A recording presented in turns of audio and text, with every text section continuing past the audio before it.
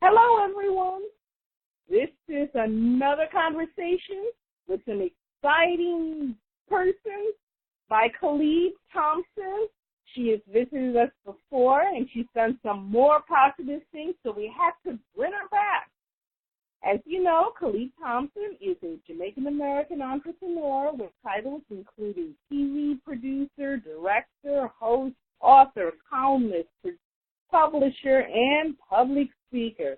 Through her companies, Blondie Rass Production and Island Syndicate, she manages the production of independent national and regional television series, The Taste of the Islands. I hope you've all been watching it, and Island Origins, airing in over 40 American states and over 20 Caribbean countries, Canada, UK, and Brunei.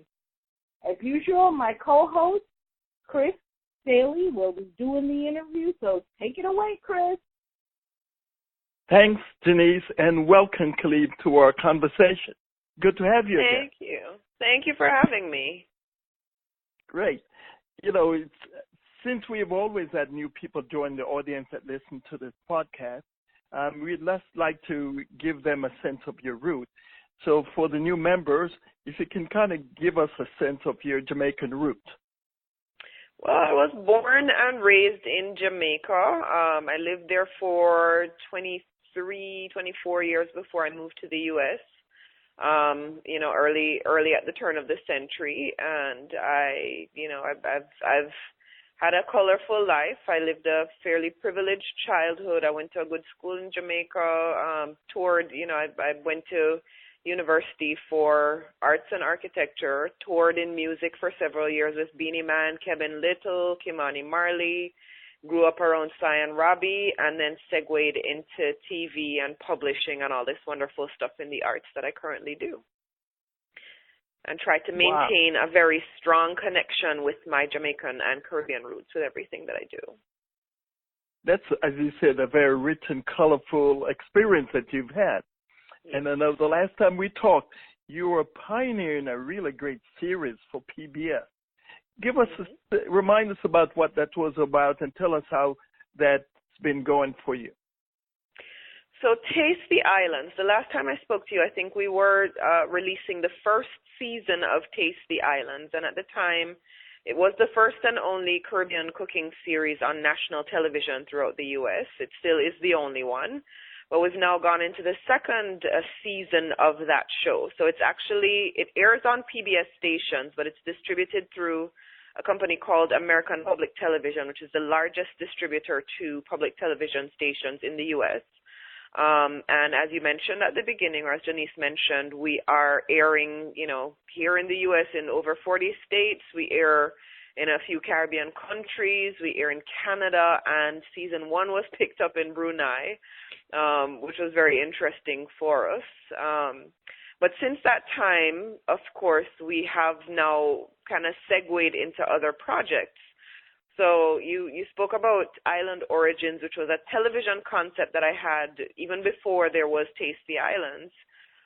We created a 13-episode season of that show that was broadcast. That's the one that was picked up in several Caribbean countries on cable, as well as it airs now here in South Florida. And what we did earlier this year when we were launching the second season of the Taste the Islands TV show, I'm allergic to boredom, so I did not want to do a typical, it's a problem, right? I didn't want to do a typical program for our event, and so instead, I chose to do a magazine.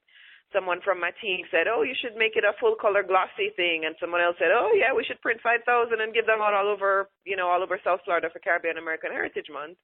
And so that's what we did, and the response was so great. We titled it Island Origins just to make sure that it was something that would be very all-encompassing and bigger than just the one event that we were representing at the time.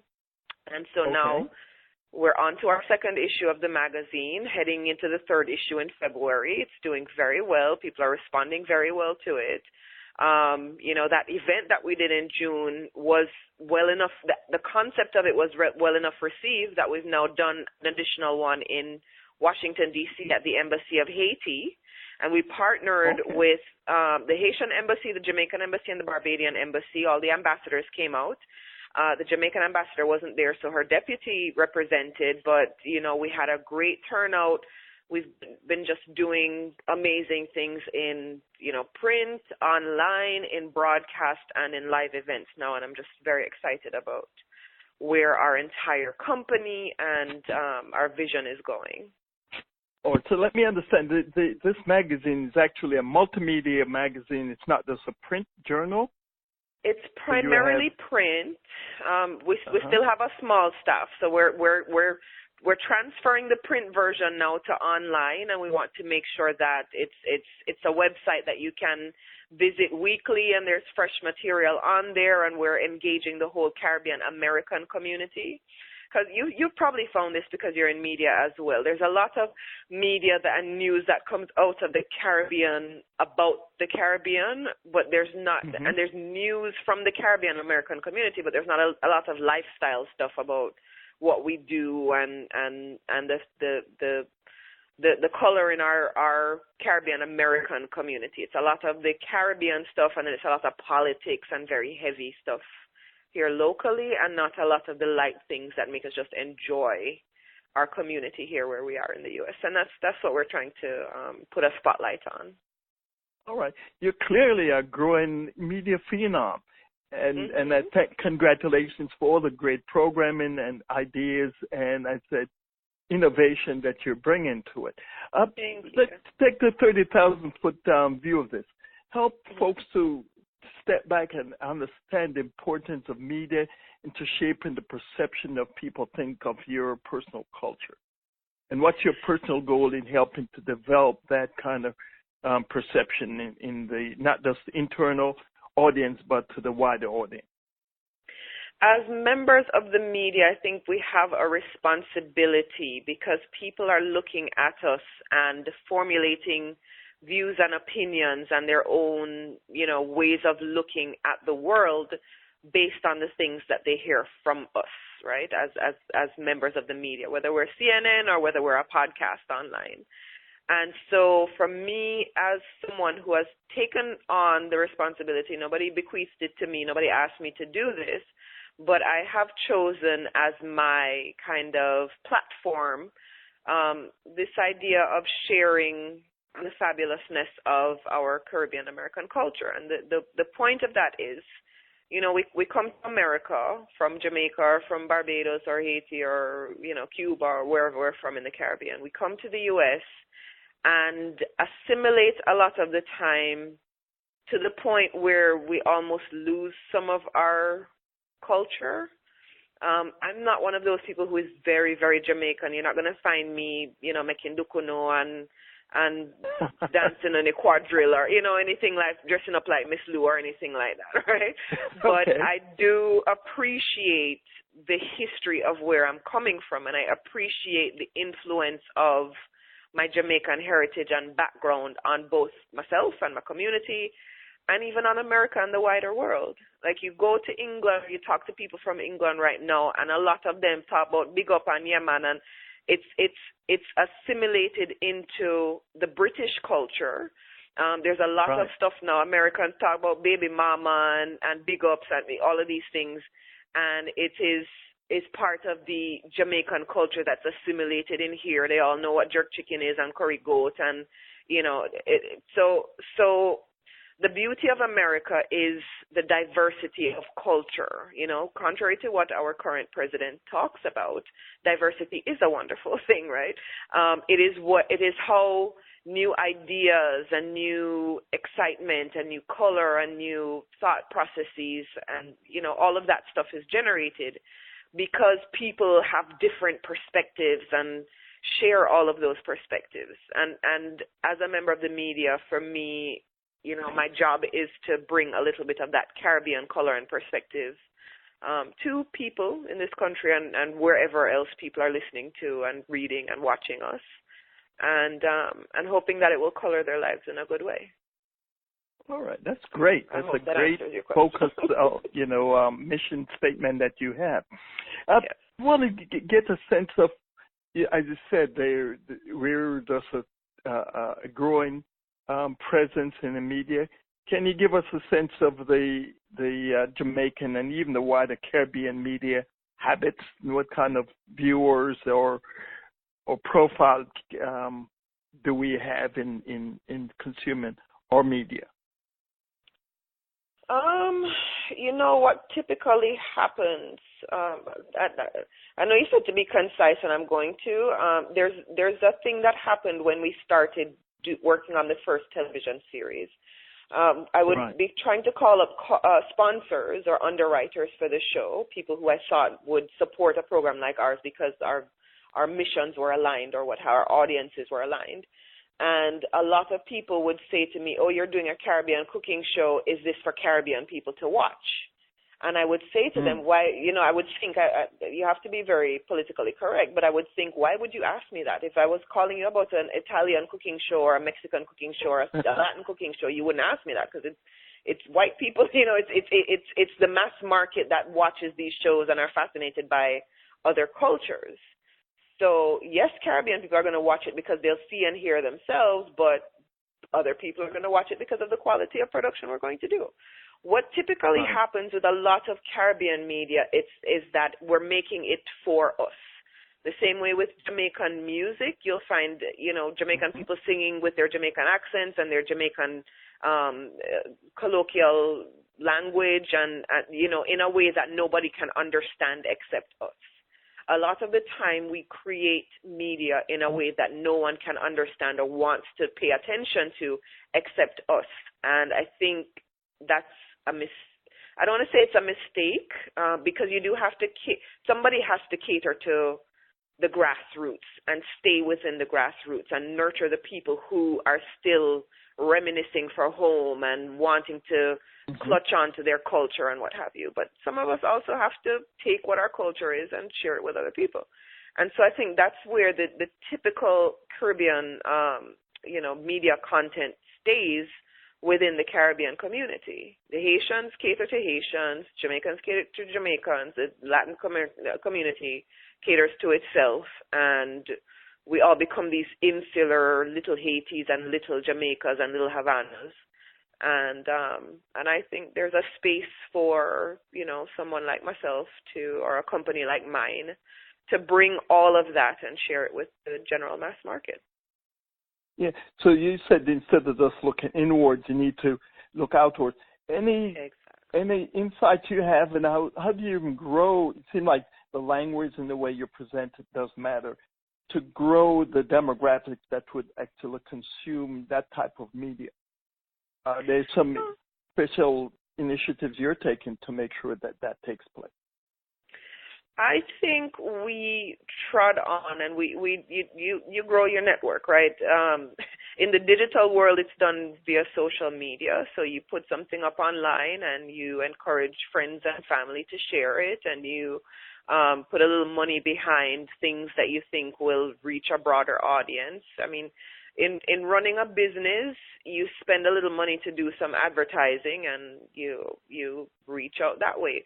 But the thing is that if you have a good product, you spend a little money at the beginning, or people just word of mouth because they love what you're doing, end up pushing that thing forward for you via social media, via the regular word of mouth, whatever it is. So for us, we're going to do a little bit of both. Because we go aggressively for larger platforms, so we go for television or we go for the print magazine where you have to run several thousand copies and what have you, and then we hit the ground and we go out and we meet people and shake hands and talk to people and go to events, and we work. We put the work in. Exactly. What the delight I see that your program is being aired in Brunei, yes. Which is great. It's halfway around the world. Yeah. Tell us the backstory. How did that happen? That there's not a whole bunch of excitement in that. You work with distributors, so the same way that American Public Television is our distributor here in the U.S., we have distribution partners that service other places in the world, and they put the show, out into the ether for this country or that, broadcaster to pick it up, and Brunei was one of the places that saw the I guess the trailer for the show and thought it would be interesting. And as I said, people are interested about other cultures and the way they do things. Right. And yeah, and everybody's connected by food. Like food and music are the two things I think that connect everybody in the world. And so somebody liked it. They went with it. There's not much to that story. Yeah. I just said, in media, we know that content is queen. Given I'm talking to one of the queens of this media world, help us to understand the content creation process that you've been able to create that kind of excellence in programming. It is. I'm going to say it's a little bit tedious. Trying to continually generate things that are at once educational and entertaining and all that we want to be. So for the television series, we go about it from, that 30,000 foot view overhead. What is it that we want to convey in each episode? Pick a theme, and then we drill down on, confer with the chefs and drill down on, if they want to, if we're going to Trinidad in this episode, what are the types of recipes that they want to do, and they build a meal from it, and, we go from the top down in that. And we do that with everything. With the magazine, it's the same thing. What's the theme of the magazine? What are the major stories we're going to cover? Who do we have access to that can talk about these things? How do we make sure that multiple islands are represented in each story and not just, again, because I'm Jamaican, I'm just going to reach for all my Jamaican friends and what have you. So very strategically, we have a small team. We come up with ideas on the direction that things should go in.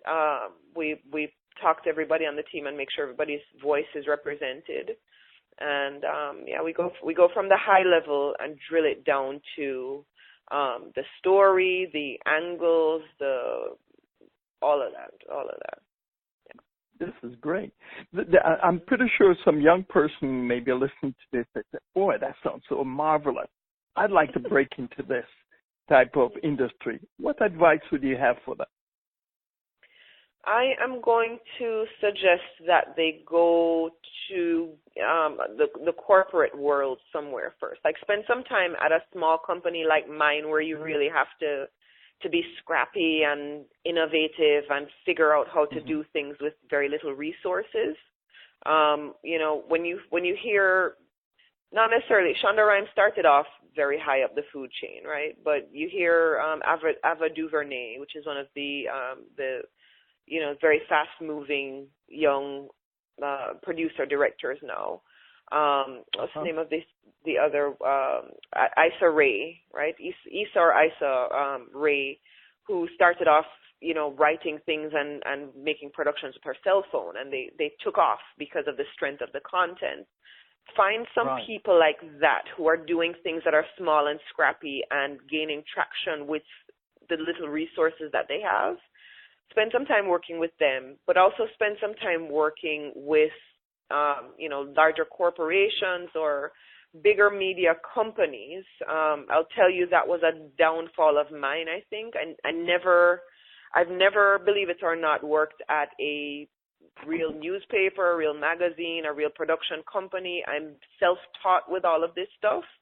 And while it means that I don't have the fear of not doing things in a traditional, a lot faster with my team. We move a lot faster and a lot more agile in a more agile ways than I think a larger company would.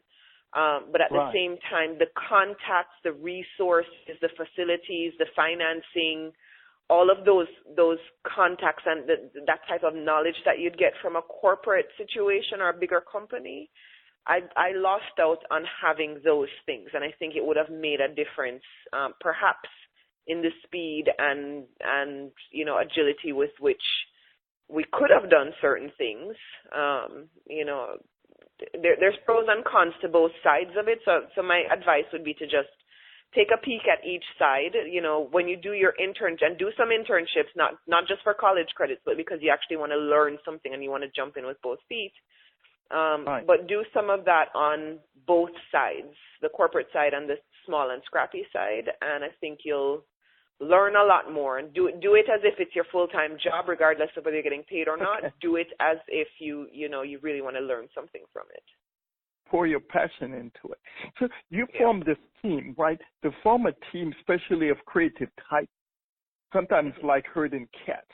How do you go about forming a team like that and get everybody to go in the right direction? Because everyone, when you're creative, feels pretty strongly about their position and perspective.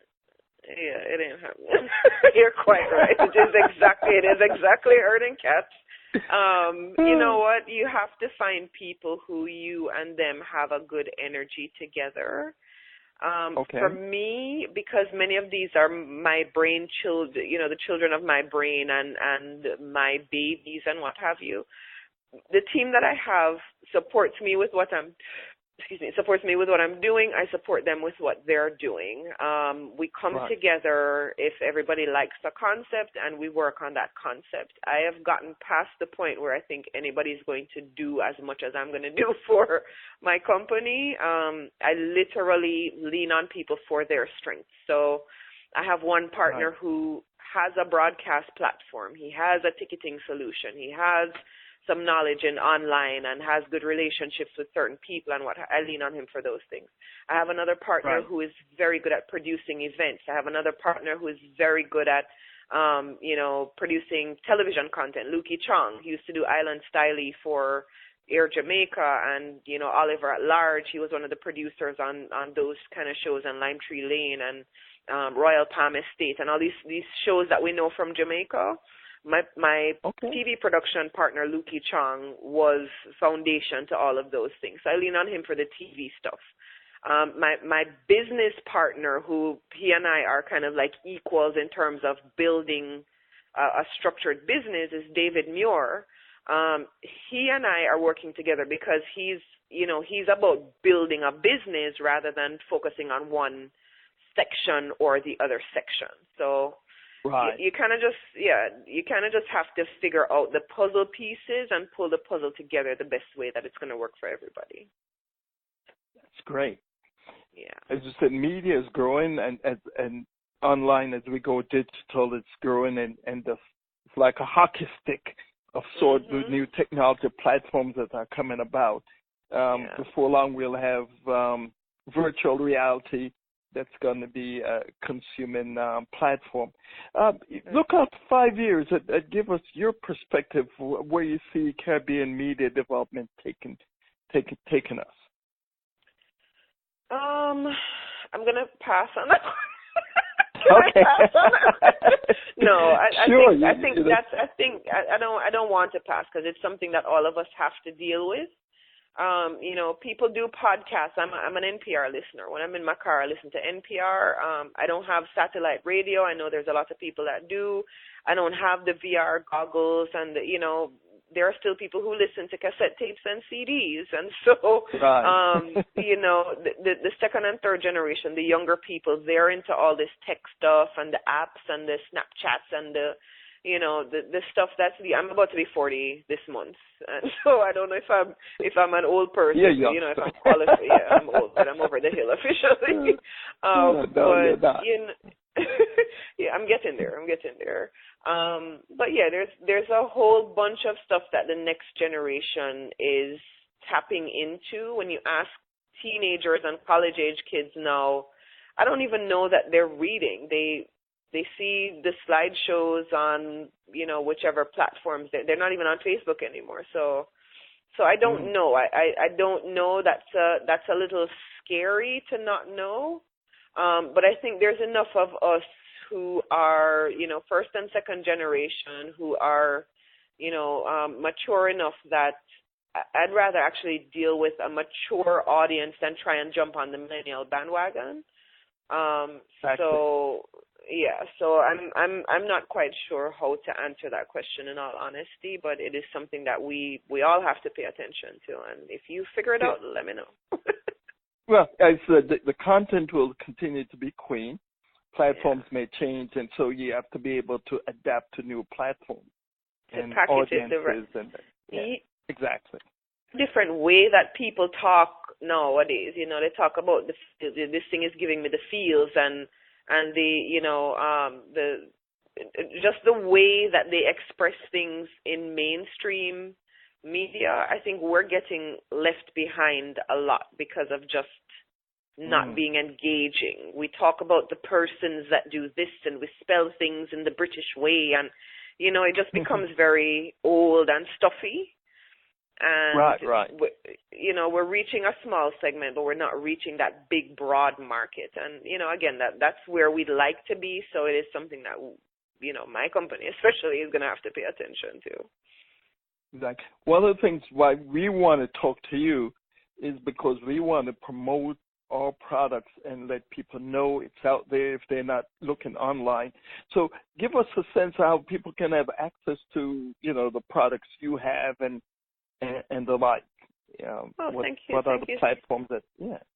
Thank you so much for asking. We're on social media with the various projects and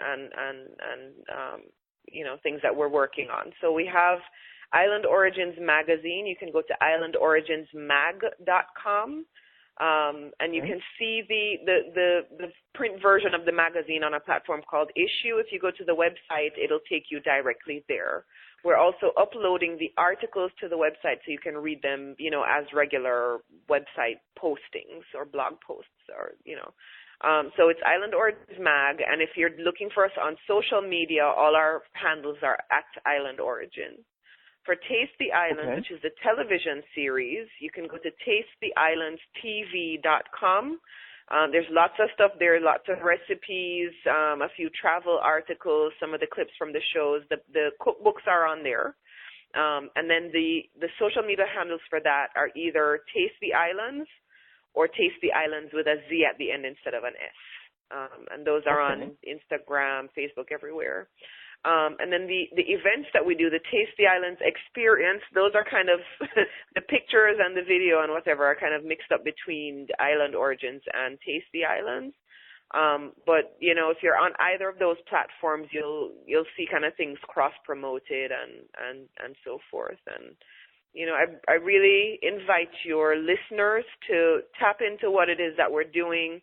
Every now and again, someone will say, I heard you on a, email me, I heard you on a podcast or read an article about you. And I remember seeing Taste the Islands on TV and being so proud that there was something with Caribbean people speaking in our own dialect and speaking in our own accents and leading the charge on something that is aired nationally and of this particular quality. So I applaud you for what you're doing out there in the middle of America, and encourage your listeners to tap into what we do. We're looking for partners to bring our brands further out into the country. So if anyone is interested to reach out to us, holla. All right, we will holler. Finally, do you have a parting word of wisdom you'd like to leave with us? You know what? There's a line in The Secret that says, "Out of nothing and out of no way, a way will be made." And I step forward on faith a lot with all of these projects. My family cusses me all the time because even though I don't have a whole bunch of money, I am constantly investing time in building these things that I think are meaningful and valuable. And a way continues to unfold, and I think it will result in wonderful things. I hope it is to the pleasure of my community and the people that I represent just by being Jamaican and by being Caribbean. And so that's what I would encourage your listeners to do. Believe that out of nothing and out of no way, as long as you have faith, a way will be made. Well, I just want to thank you for your pioneering sacrifices, and I know you'll leave a rich legacy. Years from now, we'll look back at these moments and say, thank you Calibe, for making that kind of sacrifice. Thank you, my friend. I appreciate it. So to learn more about Chris Daly, visit Digital to Grow Media. That's the number 2, digitaltogrowmedia.com/Carib. To learn more about Jamaican Diaspora, visit JamaicanDiaspora.com. And to learn more about Calibe and the magazine and all it's doing, visit IslandOriginMag.com. Calibe, we really enjoyed spending some time with you. Bye now. Bye.